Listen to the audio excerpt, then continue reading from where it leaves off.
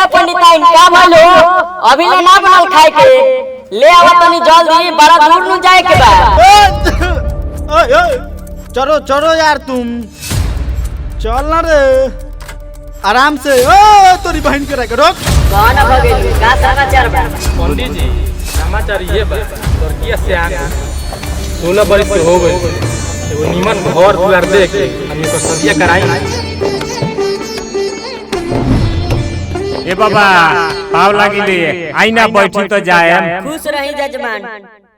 ए जजमान मचनवा तो आसमान से ऊपर बा केंग चढ़ियो रही हम फना के चढ़ा दे तनी। बेटी तो तहार लक्ष्मीनिया बिया लक्ष्मीनिया जावना घर में जाई अनु से सोनो कर दी घर के कोना कोना भर दी। रौड़ा बेटवा के बियाह तय भइल कि ना अभी कहीं? जजमान दोनों के कुंडली तो बड़ा निमन मिलता दोनों के 36 के 36 गुण मिलता। रौड़ा एगो दिन बताई वो दिन हम लोग के लेके आवत लड़का देख ली लो फिर आगे के बात हुई। ए और कितना देर लागी हो? कोनो जनानी हो कि साड़ी ब्लाउज पहनता रहो? ये बबुआ का नाम हो? बवाली। बाबूजी के का नाम हो? बहादुर। घर कहाँ हो? बासगत मसूरिया। पंडित गाजा मरले वाली कुछ कोई दिखवाई हम क्या कर दिखवाई दिखवाई। अरे बाप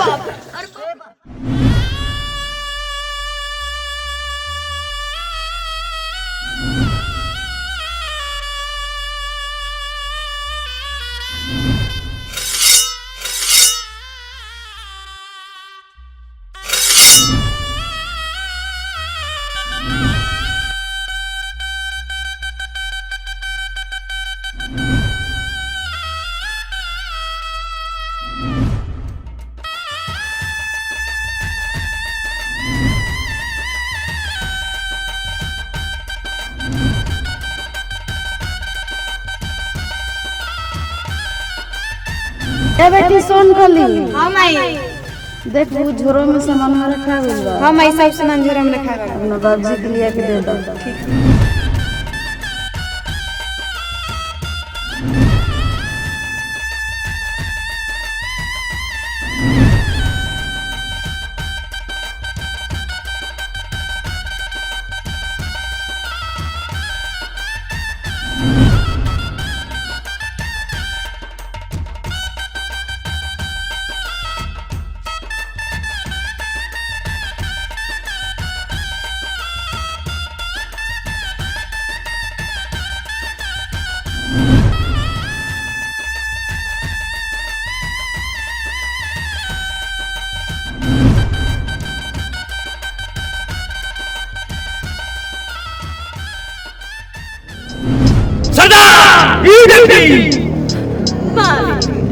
मालिक को पोटी दई तो हमरा लगे कुछ ना मिली रो पोटी पतरा के अलावे।